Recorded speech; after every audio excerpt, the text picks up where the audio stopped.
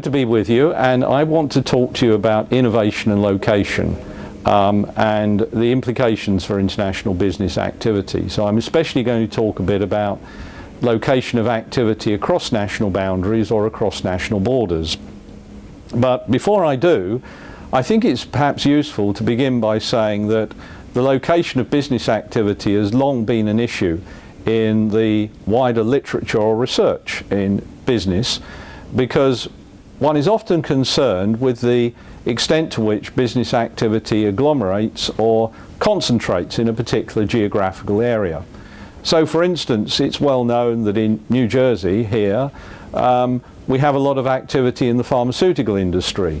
J&J, for example, is located very close to our campuses. We also have activity traditionally in electrical equipment. Edison first set up many of his facilities in this area, and indeed there's a town now named after him.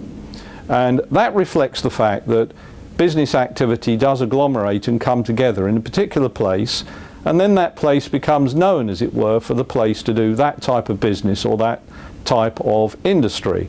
Likewise, there are particular places elsewhere in America where one does motor vehicle production, aircraft production, software production.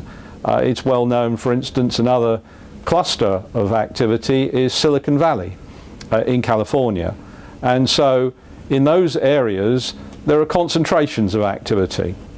Now, some people have argued that these geographical concentrations or clusters are in some sense a paradox in an era of globalization and a greater internationalization of business activity. They argue, for instance, that if distance doesn't matter anymore, why should activity continue to agglomerate? But actually this is a misunderstanding. Clusters of business activity in particular industries and the global interconnection of business are in fact two sides of the same coin. They're actually quite closely related, because in an international business system in which production becomes more fragmented and also geographically dispersed, in each location it tends to become more specialized, more honed in on particular areas of expertise or particular industries that have traditionally been done in that location, and for which companies are well attuned, and indeed other actors in the location are providing the necessary resources and support for that type of industry or that type of area of excellence. So in this sense, clusters are essentially connected by multinational firms. They're connected where knowledge can be integrated across space, and multinational firms constitute what economic geographers these days call pipes or connectors between locations, so that knowledge production can be geographically dispersed. It can take place in multiple locations, but can then be brought together through the auspices of the multinational firm. Now, one of the reasons why this is happening increasingly is that knowledge these days is much more complex than it used to be.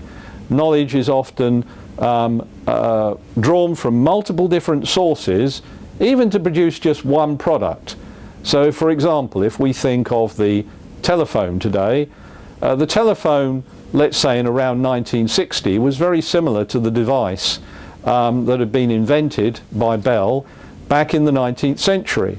But today it's a very different thing. As we know, when we carry around these phones, cell phones in our pockets, these are very different implements than the ones that used to hang on the wall or attached to a cable on a bedroom table.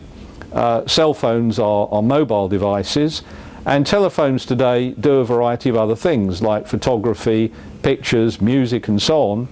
So the companies that produce these artifacts, these products, have to be expert or have to draw on expertise from a variety of different areas. Another way of illustrating this more multidisciplinary character of knowledge these days is if we look at patents that have been granted, for instance, at the US Patent and Trademark Office. What we see is that back in the 1960s, most of the citations that were made to to earlier patents, that is, citations on those documents to relevant earlier knowledge on which the patent was built, on which the new invention was constructed, what we find is that most of that knowledge, about 2/3, most of the citations, were what we call intra-field. They were within the same disciplinary boundaries. They referenced knowledge in a very similar area. So knowledge was relatively discrete, or ran along particular channels that were related to specific disciplines. However, more recently, what has been the case is that it's now the other way round. If we look at patent citations these days, we find that about 2/3 of all citations are interfield. They run across different fields, different spectrums of ideas and background knowledge. So in other words, knowledge itself, even within an area, has become much more complex and requires multidisciplinary combinations. Now, it's no surprise, given the specialization of expertise in areas that I was describing at the start, that this requires a greater number of global connections to make it work, because we're never going to find everything we need in just one place or just one location. So even for a place that's especially good and especially tuned in to a specific cluster of ideas and tradition, there will need to be complementary knowledge that is being sourced from elsewhere. And this is essentially what international business does in the contemporary world of innovation. It acts as providing the pipes or the connectors that are needed to combine knowledge effectively. And we often refer to this as combinatorial capabilities. So multinational firms are at the heart of the development of these kinds of combinatorial capability that are so essential in the modern business environment.